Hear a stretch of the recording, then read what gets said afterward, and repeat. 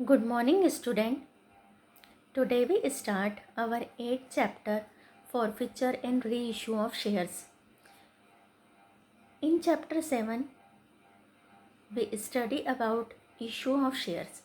That means company जो share issue करती है उसकी अकाउंटिंग हमने 7 चैप्टर में सीख ली. अब यहाँ पर forfeiture and re issue of shares. Forfeiture का मीनिंग होता है if a share holder fail to pay allotment and calls money, then company forfeited his share. forfeited का मतलब होता है कि कंपनी उसके शेयर वापस ले लेती है, जब्त कर लेती है, खुद रिटर्न अपने पास ले लेती है. और री इशू का मतलब होता है कि कंपनी ने जो शेयर फॉरफिटेड किए हैं उनको फिर से कंपनी किसी और को री इशू करती है. तो इस चैप्टर में accounting entries for forfeiture and accounting entries for reissue हम सीखेंगे. सबसे पहले meaning of forfeiture of shares. A company to raise capital calls the uncalled shares price from the share holder in the various instalment. जो company है वो capital raise करने के लिए कॉल्स करती है और जो कॉल्स करती है वो वेरियस इंस्टॉलमेंट में करती है, जैसे on allotment, on first call, on second call, on third call, from time to time. If any share holder fail to pay the amount due on allotment और on any call with in the specified period, the director may cancel the share allotted as per article of association. Article of association में दिए गए rules और regulation के according company के director जो share holder ने fault किया है उसके शेयर्स को कैंसिल कर देते. This is called forfeiture of share. तो ये आपका मीनिंग हो गया यहाँ पर. इफ़ एनी शेयर होल्डर से लेकर के this is called forfeiture of share. Forfeiture of share means the cancellation of allotment of the share to the defaulting share holder. जो डिफ़ॉल्टिंग शेयर होल्डर है जिसने डिफ़ॉल्ट किया है कॉल देने में, उसके अलॉटमेंट को कैंसिल करना, that is the forfeiture of share. Removing the name of share holder from the register of members and forfeiting the amount already received on such shares.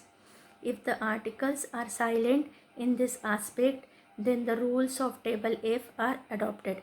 अगर आर्टिकल साइलेंट है, कुछ भी rules नहीं है company के article of association में, तो table F के रूल अप्लाई होते हैं ऑन फॉरफीचर ऑफ शेयर के लिए. Now very IMP question. Rules for forfeiture of shares और characteristics of valid forfeiture. The point to be kept in mind here is that the shares can be forfeited only if the articles of association of the company allow for it.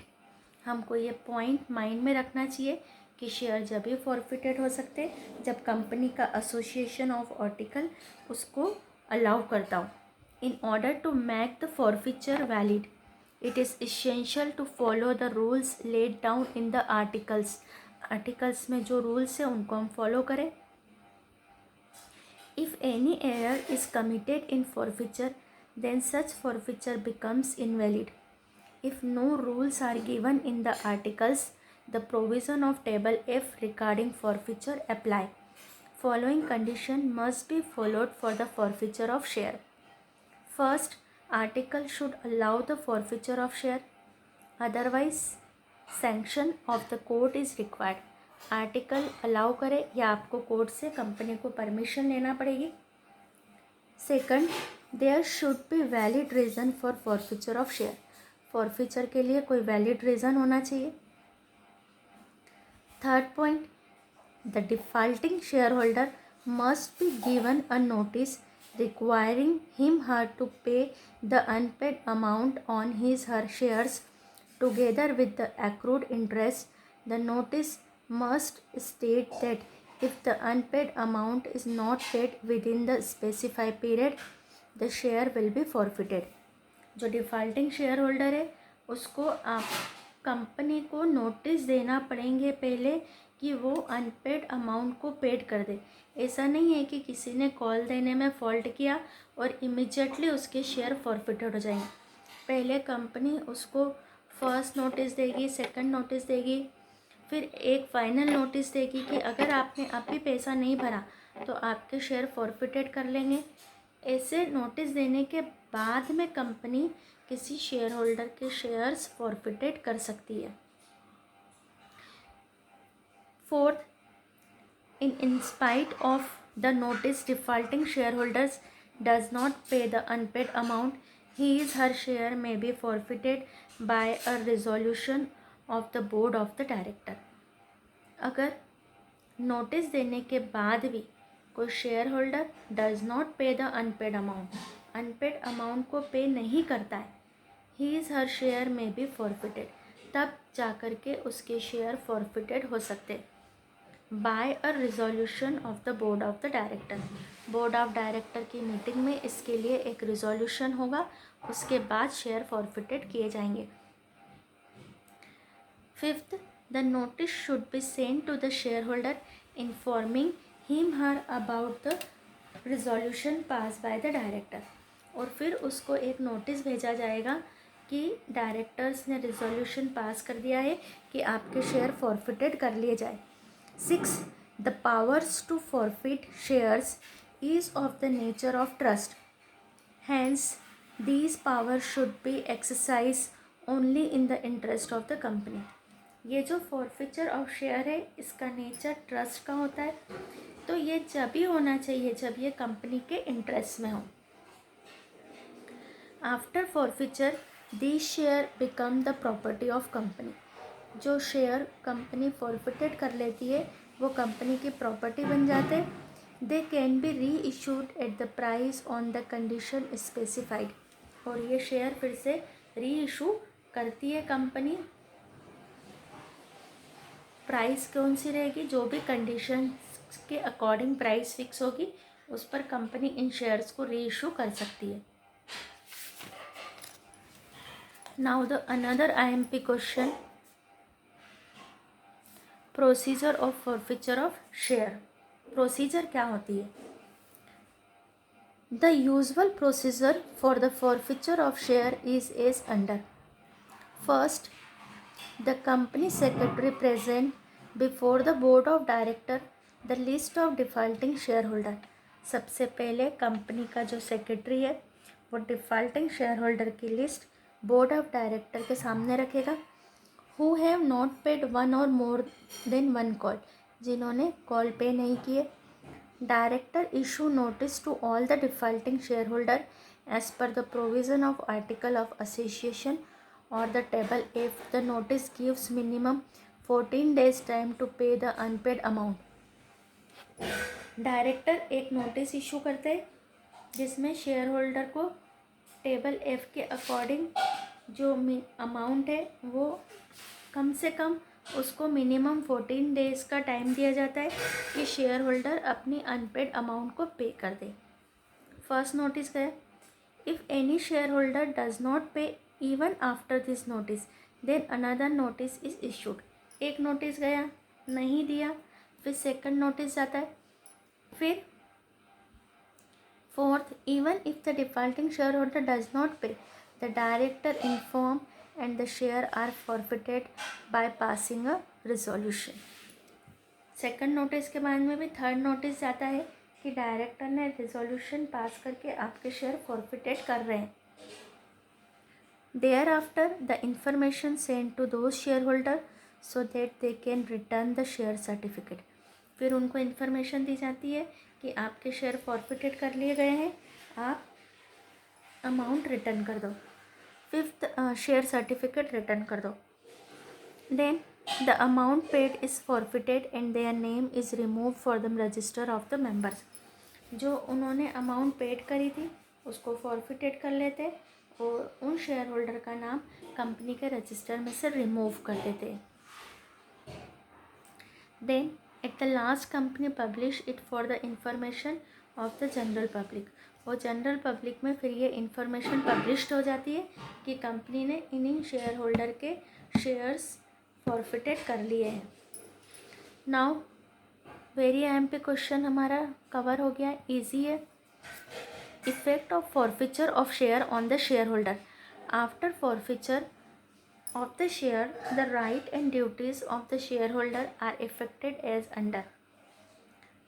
Shareholder ceases to be the owner of the share held by him her. वो जो shareholder जो company का honour था उसकी ownership खत्म हो जाती है. Shareholder cease to be member of the company after the forfeiture of share. Forfeiture of share के बाद शेयर होल्डर का नाम कंपनी के रजिस्टर में से, मेंबर्स के रजिस्टर में से हटा दिया जाता है. Dividend is not paid on the shares forfeited. जो शेयर फॉरफिटेड हो गए हैं उन पर कंपनी कोई डिविडेंड पेड नहीं करती है. All rights of the share holder ceases on forfeiture of his her share. उसके शेयर्स पर जो सारे राइट्स थे वो भी सीज हो जाते, बंद हो जाते. Now we start accounting for forfeiture of shares. Forfeiture of share के लिए अकाउंटिंग क्या है. जनरल एंट्री आपको दे रही हूँ, ये जनरल एंट्री आपको लर्न करना है. इन्हीं जनरल एंट्री के बेस पर हमारे क्वेश्चन सॉल्व होंगे. Forfeiture of share when share originally issued at पर. अब हम जो शेयर फॉरफिचर कर रहे हैं वो शेयर हो सकता है कि ओरिजिनली इशूड एट पर या एट प्रीमियम, क्योंकि कंपनी जो शेयर इशू करती है एट पर भी करती है, एट प्रीमियम भी करती है. तो जब हम एट पर वाले शेयर जो इशू किए थे उनको फॉरफिचर करेंगे तो जनरल एंट्री होगी entry for forfeiture when call in errors account is not maintain. जब कॉल इन एरर अकाउंट अगर कंपनी ने मेंटेन नहीं करा है तो share capital account debit total amount called on forfeiture share. Call का मतलब है हम जिस डेट को फॉरफिचर कर रहे हैं उस डेट तक कंपनी ने कितना अमाउंट मांग लिया है, that is the called on forfeiture share. तो share capital account called up से मल्टीप्लाई करके करेंगे. टू शेयर अलॉटमेंट जो नहीं दिया, टू शेयर फर्स्ट कॉल जो नहीं पे किया डिफ़ॉल्टिंग शेयर होल्डर ने, to share second and final call. That means जो डिफ़ॉल्टिंग शेयर होल्डर ने नहीं दिया वो टू में आ जाएगा. टू शेयर फॉरफिटेड अकाउंट और balancing amount to share forfeited. ये एंट्री थी when call in arrear account is not maintain. और जब कंपनी क्या करती है call in arrear account maintain करती है तो share capital account debit to call in arrears और टू फॉरफिचर. दैट मीन्स उसने जो नहीं दिया, for example allotment first call second call, तो ये सब प्लस होके कहाँ आ जाएगा टू कॉल इन एरियर्स, जो कॉल उसने नहीं दिए हैं. तो ये हमारी एंट्री हो गई entry of forfeiture when call in errors account is not maintain. जब कॉल इन एरर अकाउंट हमारा मेंटेन नहीं होता, जब कॉल इन एरर अकाउंट हमारा मेंटेन होता है और हम वो शेयर फॉरफिटेड कर रहे हैं जिनका ओरिजिनली इशूड एट पर है.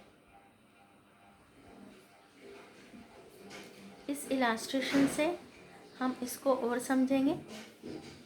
Illustration first. Ravi was holding 25 equity share of ₹100 each on which he paid ₹20 on application but could not pay ₹30 on allotment and 20 on first call.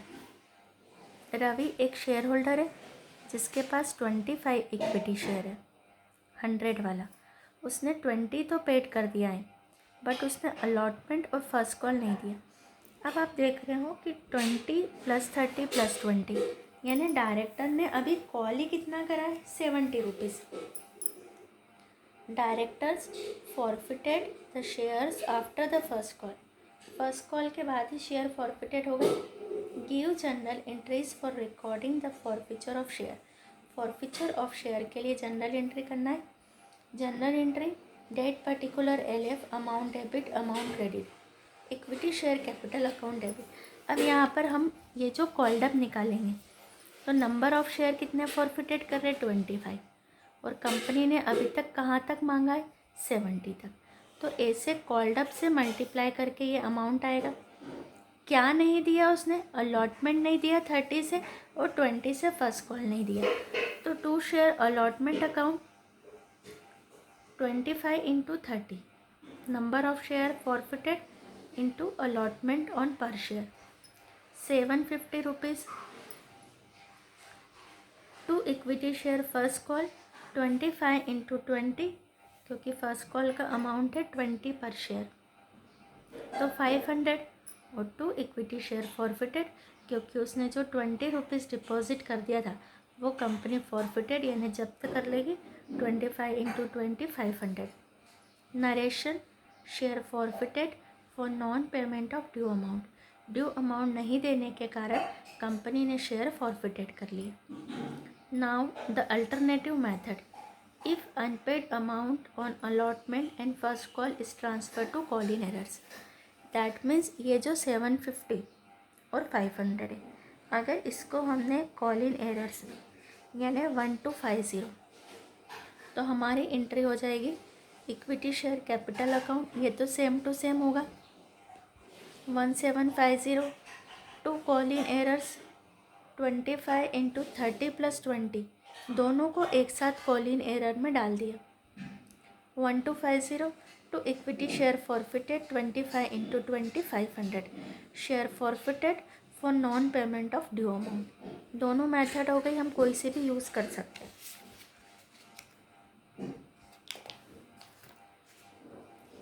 अब हमारा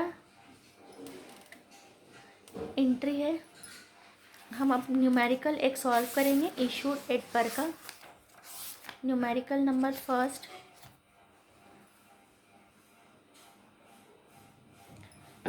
Rama Limited issued 10,000 share of ₹10 each, payable ₹6 per share on application and 4 per share on allotment. Mahesh, a holder of 500 share, failed to pay allotment money. His share were forfeited. Make general entries for forfeiture of share in the books of the company. पहले question को अच्छे से देखेंगे. Rama limited ने 10,000 share issue किए थे. 10 rupees का share था, 6 थे एप्लीकेशन पर और 4 थे अलॉटमेंट. यानी कंपनी ने एप्लीकेशन और अलॉटमेंट में ही पूरा पैसा मांग लिया है. महेश एक शेयर होल्डर था जिसके पास 500 शेयर थे. फेल टू पे अलॉटमेंट मनी, उसने अलॉटमेंट नहीं दिया. दैट मीन्स उसने एप्लीकेशन तो दे दिया है. He share were forfeited. Make journal entries for forfeiture of share. Forfeiture की हमको जनरल एंट्री करना है. First we draw the format. Only one journal entry होगी इस क्वेश्चन में. क्वेश्चन नंबर है हमारा 1. फॉर्मेट बनाएंगे. Journal entry,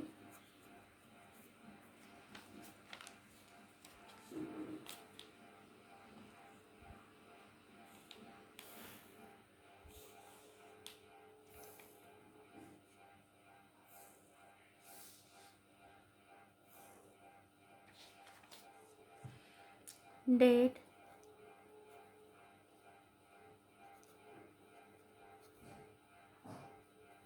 particular, LF, debit amount, credit amount.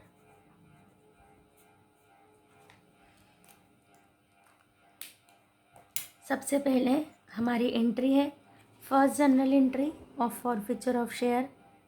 Share capital account debit.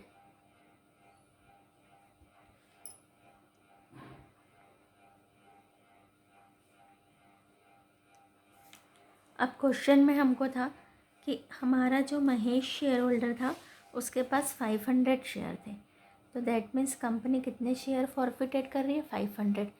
पूरा कंपनी ने कॉल्ड अप कर लिया है, तो यहाँ पर 5000. To share capital account debit, number of share forfeited into called up. 2 क्या नहीं दिया उसने, शेयर अलॉटमेंट अकाउंट. अलॉटमेंट था हमारा 4 रुपीज़ से, तो 500 इंटू 4 2000. और 2 share forfeited account,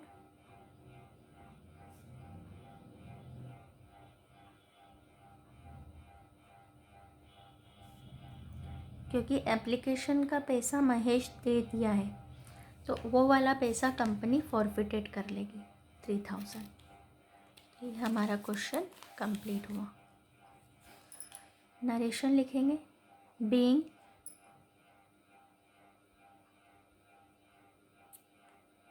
$500 share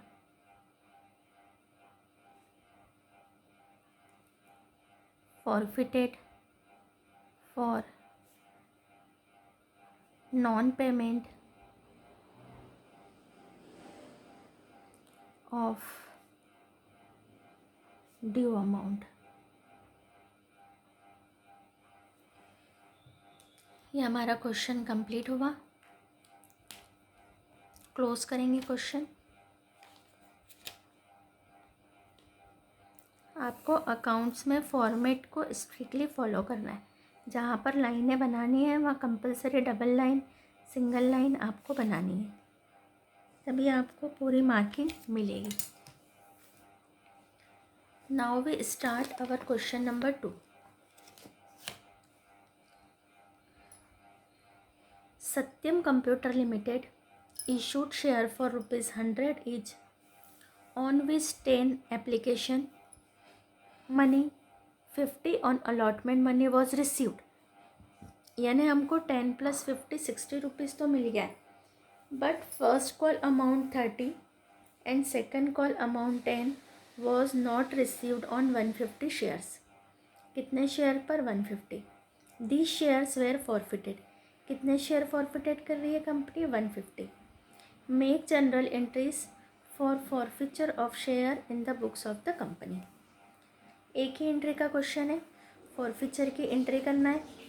number of share is 150, 10 दे दिए एप्लीकेशन के, 50 दे दिए अलॉटमेंट के, फर्स्ट के 30 और सेकंड के 10 नहीं मिले हैं। एंट्री करेंगे हम, इसकी फॉर्मेट बनाएंगे। Question number 2,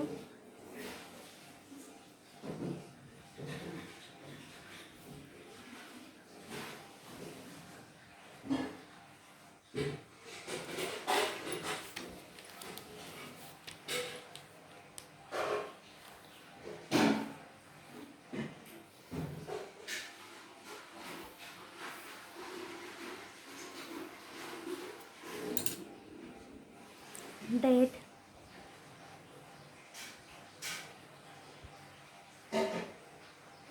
particular, LF, debit and credit amount.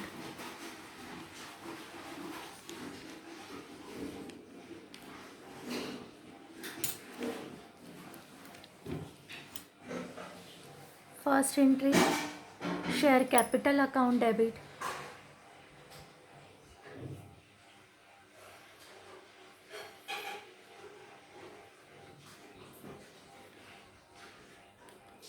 Number of share is 150 and called up, पूरा कॉल कर लिया है 100, देन 15,000 से डेबिट करेंगे। क्या नहीं दिया? 2 share,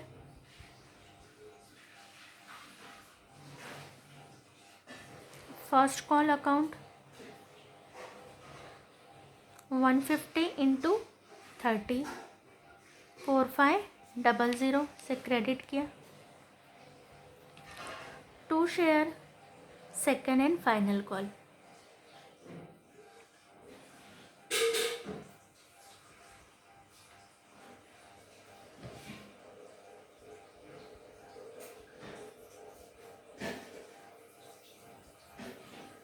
second and final call 150 into 10, 1500 और 2 शेयर फॉरफिटेड अकाउंट।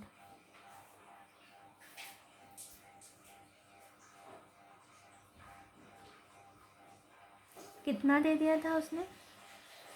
150 इंटू 60। 60 हमने कैसे निकाला? क्योंकि उसने एप्लीकेशन का 10 और 50 अलॉटमेंट का दे दिया। 9000 कंपनी ने फॉरफिटेड कर लिए पैसे। नरेशन, बीइंग 150 शेयर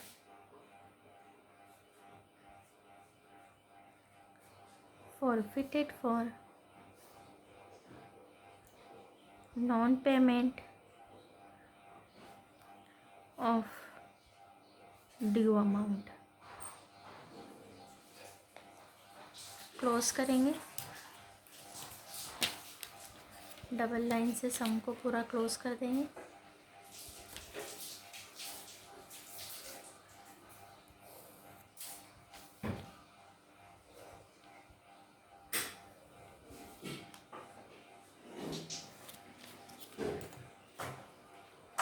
आप लोगों को आज जो जनरल एंट्री है फॉरफीचर ऑफ शेयर एक बार लर्न करना है और दोनों क्वेश्चंस को अच्छे से कॉपी में लिख के कंप्लीट करना है कॉपी।